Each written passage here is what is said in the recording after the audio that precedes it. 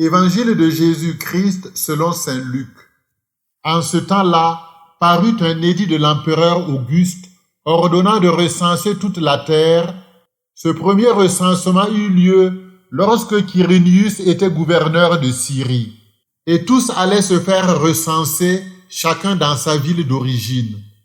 Joseph lui aussi monta de Galilée, depuis la ville de Nazareth, vers la Judée, jusqu'à la ville de David, appelée Bethléem.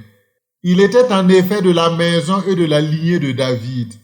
Il venait se faire recenser avec Marie, qui lui avait été accordée en mariage et qui était enceinte.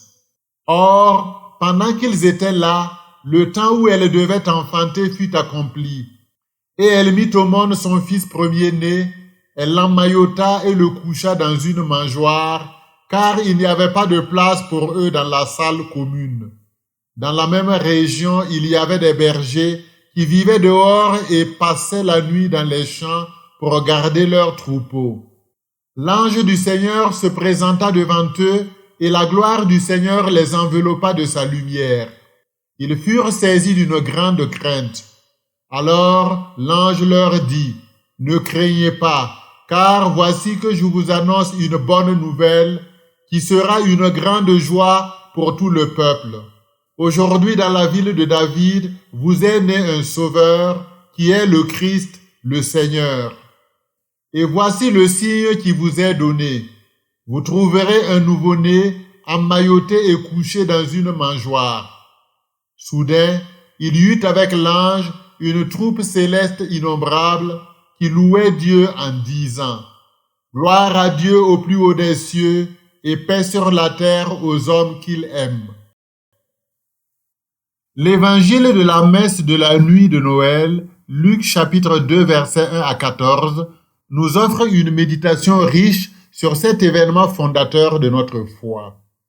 Ce texte, composé de 14 versets, se déploie en 3 mouvements distincts. L'édit impérial, versets 1 à 5, le récit de la naissance de Jésus, versets 6 à 7, et l'annonce au berger, versets 8 à 14. Une observation attentive révèle une répartition inégale de l'espace textuel. L'édit occupe 33% du texte, la naissance 15% et l'annonce angélique 52%. Cette disproportion n'est pas fortuite. Elle cache la manière dont Dieu se manifeste dans le monde. Le premier mouvement, celui de l'édit de César Auguste, nous plonge dans le cours ordinaire de l'histoire humaine. Un empereur décrète un recensement, une action politique et administrative qui touche le monde entier. Ce contexte historique occupe une part importante du texte, soulignant une vérité essentielle.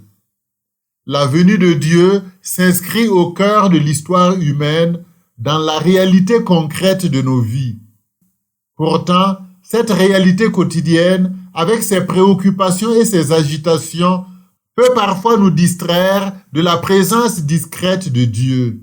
Elle peut même l'occulter, le rendre invisible à ceux dont le cœur n'est pas attentif aux signes de sa présence. Le deuxième mouvement, bien plus bref, relate la naissance de Jésus. En quelques mots, Luc décrit l'événement central.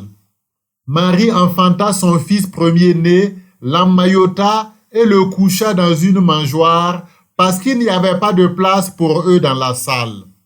Cette simplicité, cette humilité contraste fortement avec la grandeur de l'événement qu'elle annonce. Dieu, le créateur de l'univers, choisit de naître dans une humble crèche, un lieu destiné aux animaux. Cette scène, qui n'occupe que 15% du texte, est pourtant le point de départ d'une transformation radicale de l'histoire. Car c'est précisément cette naissance apparemment insignifiante qui déclenche le troisième mouvement, l'annonce au berger. Cette partie, la plus longue du texte, 52%, est le récit d'une irruption divine dans le quotidien de quelques bergers. Un ange leur apparaît. C'est une lumière éclatante au cœur de la nuit, et à l'opposé de leur grande crainte, une grande joie leur est annoncée. Aujourd'hui vous est né dans la ville de David un sauveur qui est le Christ, le Seigneur. Verset 11.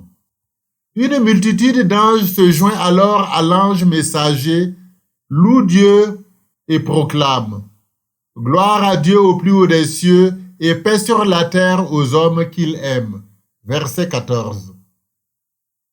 Nous retrouvons ici le mystère du royaume des cieux, comparable à une graine de moutarde qui, bien que minuscule, devient un arbre immense. Matthieu chapitre 13, versets 31 à 32. La naissance de Jésus dans le dénuement d'une crèche est cette petite graine qui allait transformer le monde. Cette naissance survenue dans un contexte universel, le recensement de tout le monde habité, a une portée universelle, une grande joie pour tout le peuple. De même que la Pentecôte rassemble des hommes de toutes nations, Actes 2, 5, la naissance du Sauveur est un événement qui concerne l'humanité entière. Le voyage de Joseph et Marie de Nazareth en Galilée jusqu'à Bethléem en Judée symbolise également cette universalité. La Galilée, Galilée des nations, Matthieu 4,15, représente le monde païen, tandis que la Judée représente le peuple juif. Ainsi, dès le sein de sa mère, Jésus traverse les territoires de ceux qu'il est venu sauver. Joseph, soumis à l'édit de César, est aussi un descendant de David, un héritier d'une lignée royale. Cette double appartenance souligne la tension entre le pouvoir temporel et le royaume spirituel. L'obéissance de Joseph à l'ordre impérial devient paradoxalement l'instrument de la réalisation du plan divin. Jésus naît à Bethléem, la ville de David, conformément aux prophéties. Plus tard, le même paradoxe va se produire dans la vie de Jésus. S'il meurt par la décision de Ponce Pilate, Dieu réalisait par là son œuvre. Son Fils, élevé de terre, comme le serpent d'airain, attire à lui tous les hommes pour les conduire au salut. L'expression son fils premier-né ne signifie pas que Marie a eu d'autres enfants, selon l'interprétation simpliste de certains. Elle souligne plutôt la vocation unique de Jésus, sa consécration au Seigneur, qui se fera à sa présentation au temple. Luc 2, 23. Le manque de place dans la salle commune préfigure le rejet que Jésus rencontrera tout au long de sa vie. Il est venu chez lui et les siens ne l'ont pas accueilli. Jean 1, 11. La crèche et la mangeoire des animaux, elles rappellent les paroles du prophète Isaïe. Le bœuf connaît son possesseur, l'âne la crèche de son maître, mais Israël ne connaît pas, mon peuple ne comprend pas. Isaïe 3. Alors que les hommes n'ont pas fait place pour Jésus, les animaux l'ont accueilli dans leur humble demeure. L'enfant emmailloté, en lien avec un discours du roi Salomon dans le livre de la sagesse, Sagesse 7, 1 à 6, montre que Jésus, bien qu'il soit de dignité royale et fils de Dieu, est né en toute humilité comme tous les hommes. Les langes préfigurent aussi Jésus qui sera enveloppé dans le linceul. Luc 23, 50 à 53. Le rejet initial se poursuit jusqu'à la mort, mais la résurrection montre que ce rejet n'a pas le dernier mot.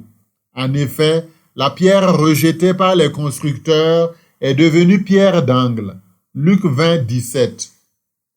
Les bergers présents dans cette scène représentent les humbles, les pauvres, les exclus, ceux qui ont accueilli Jésus avec un cœur ouvert.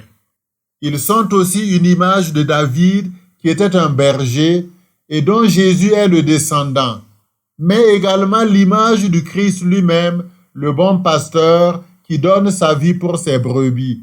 Jean 10, 11 à 14. L'annonce angélique est marquée par de forts contrastes. La clarté de la gloire du Seigneur contraste avec la nuit des bergers, leur grande crainte avec la grande joie qui leur est annoncée.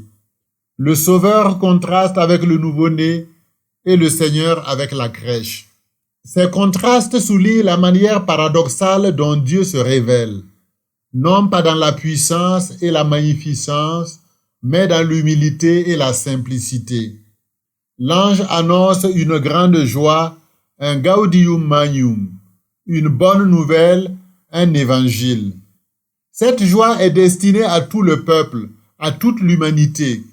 Enfin, le chant des anges, gloire à Dieu au plus haut des cieux et paix sur la terre aux hommes qui l'aiment, établit un lien entre le ciel et la terre, proclamant la communion entre Dieu et les hommes, rendue possible par la naissance de cet enfant, vrai Dieu et vrai homme. En conclusion, l'évangile de la nuit de Noël nous invite à 3 actions. Laissons-nous toucher par cette bonne nouvelle.